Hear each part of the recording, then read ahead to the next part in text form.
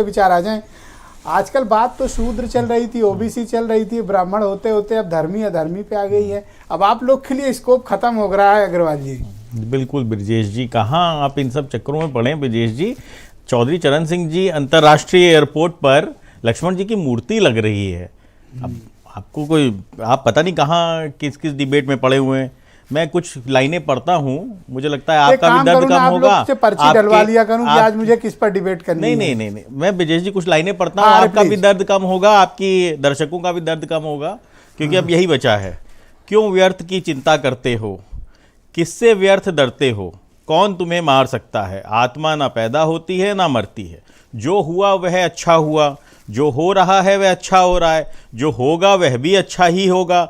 तुम भूत का पश्चाताप ना करो, भविष्य की चिंता ना करो, वर्तमान चल रहा है। जी आपकी तबीयत ठीक है? नहीं, मेरी तबीयत ब्रजेश जी ठीक है। मुझे थोड़ा समय दीजिए, मैं मतलब मुझे लगता है कि बाकी सबकी कुछ लेके आए हैं। ये ब्रजेश जी, मुझे एक मेरे भाजपा के मित्र आज सुबह मिले थे। तो वो बड़ा व्यथित थे, काफी दुखी थे। तो मैंने उनसे पूछा कि आप अपने नेतृत्व से बात नहीं करते हो कि क्या हो रहा है ये सब। तो उन्होंने कहा, मेरे नेतृत्व से बात की तो उन्होंने ये गीता सार दे दिया हमें। तो आप ये गीता पढ़ने आए हो? तब से नहीं, तब से जब से वो गीता सार वो पढ़ रहे हैं तो उनका दर्द कम हुआ। तो मुझे लगा आपके दर्शकों का भी दर्द कम हो जाए। गीता लेके आए पढ़ने? नहीं, तो विजय जी बताइए मैं क्या करूं। मतलब जब मैं अगर बात समझिए बेरोजगारों की बात करूंगा तो आप मुझे करने नहीं दोगे।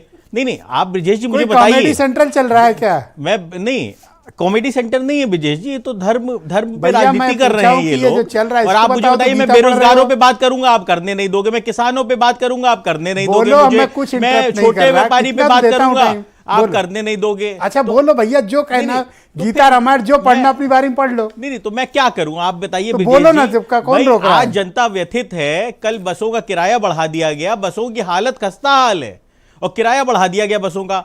बहन जी की सरकार थी, मायावती जी की, बसपा की सरकार थी, तब मूर्तियां लगती थी तो भाजपा ही रोड पे तांडव करती थी। और आज चौधरी चरण सिंह एयरपोर्ट पर लक्ष्मण जी की मूर्ति लगा के, नाम बदल के विकास की राजनीति करना चाहते हैं। तो मैं क्या करूं विजय जी, आप मुझे बताइए। अच्छा पहले सुनिए, पर लक्ष्मण जी की मूर्ति नहीं, आप समझिए विजय जी, आप समझिए। पहले पिछड़ा, गरीब, दलित, शूद्र, अल्पसंख्यक इनका अपमान होता था, अब ब्राह्मणों का अपमान होता है। ठीक है, अभी कुछ दिन बाद ठाकुरों का भी अपमान होगा। नहीं, वैश्य समाज तो मार दिया ना, वैश्य समाज बचा कहां है? वैश्य समाज को तो जीएसटी की रेड ने मार दिया। व्यापारियों, ये तो व्यापारियों की पार्टी हुआ करती थी और जीएसटी की रेड कौन करवा रहा था?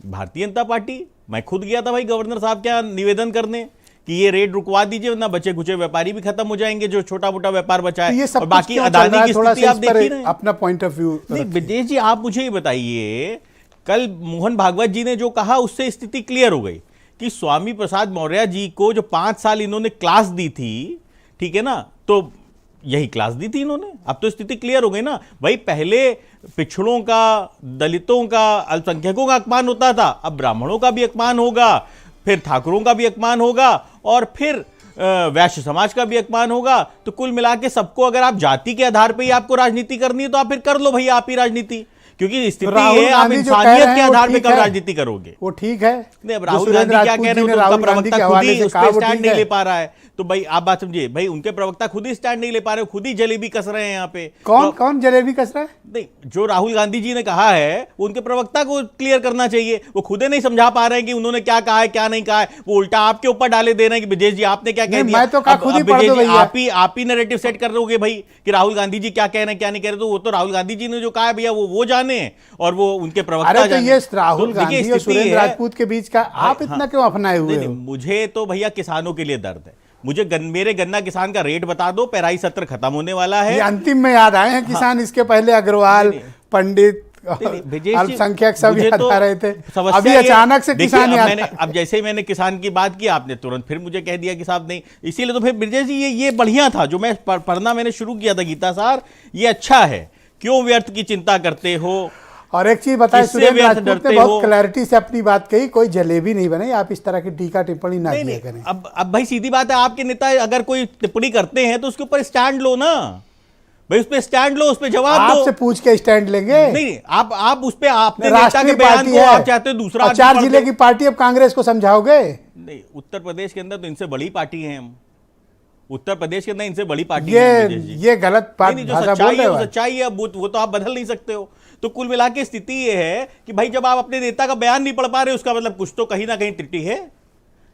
आप दूसरे के मुंह से कहलवाना चाहते हो, अपने नेता का बयान खुद नहीं पढ़ना चाहते हो आप अपने नेता का बयान। ये पकड़ी बात है रोहित ने। तो कुल मिला शुक्रिया के रोहित, मैं जरा मुझे डिबेट लगता को है आगे ये बढ़ाता हूं। धर्म की सर्वेश राजनीति से मिश्रा बाहर आके जी। इंसानियत की राजनीति पे गरीब किसानों Thank के you। लिए सोच लीजिए, छोटे व्यापारी के लिए सोच लीजिए, बेरोजगार युवाओं के लिए पर सोच मैं अभी लीजिए, भी बहुत समझ दर्द नहीं है। पा रहा हूं कि आप जो है संजय चौधरी की बजाय सुरेंद्र राजपूत को हमले के लिए आपने क्यों चुना, ये मैं पूछूंगा, वही बताएंगे। खैर अभी तो सर्वेश